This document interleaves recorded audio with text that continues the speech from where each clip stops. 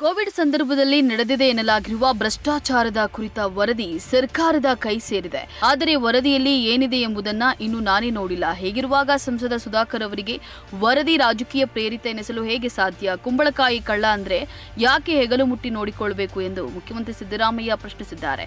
ನಗರದ ರಾಮಕೃಷ್ಣ ನಗರದಲ್ಲಿರುವ ತಮ್ಮ ನಿವಾಸದ ಎದುರು ಮಂಗಳವಾರ ಮಾಧ್ಯಮದವರೊಂದಿಗೆ ಮಾತನಾಡಿದ ಅವರು, ಕೋವಿಡ್ ಸಂದರ್ಭದಲ್ಲಿ ನಡೆದಿರುವ ಭ್ರಷ್ಟಾಚಾರದ ತನಿಖಾ ವರದಿ ನ್ಯಾಯಮೂರ್ತಿ ಮೈಕಲ್ ಕುನ್ಹಾ ನೇತೃತ್ವದಲ್ಲಿ ನಡೆಸಲಾಗಿತ್ತು.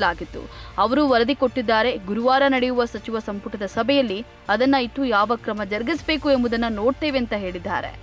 ಸಂಸದ ಸುಧಾಕರ್ ತಪ್ಪು ಮಾಡಿದ್ದಾರೆ. ಅದಕ್ಕಾಗಿಯೇ ವರದಿ ಬಹಿರಂಗಗೊಳ್ಳುವ ಮುನ್ನ ಸುಳ್ಳು ವರದಿ ಎಂದು ಆಪಾದನೆಯನ್ನ ಮಾಡ್ತಿದ್ದಾರೆ. ಅವರ ಮನಸ್ಥಿತಿಯಲ್ಲಿ ತಪ್ಪು ಮಾಡಿರುವುದು ಕಾಡ್ತಾ ಇದೆ. ಇದನ್ನೆಲ್ಲ ನೋಡಿದ್ರೆ ಅವರ ಮಾನಸಿಕ ಮನಸ್ಥಿತಿ ಗೊತ್ತಾಗ್ತಿದೆ ಅಂತ ಹೇಳಿ ಕುಹಕವಾಡಿದ್ದಾರೆ.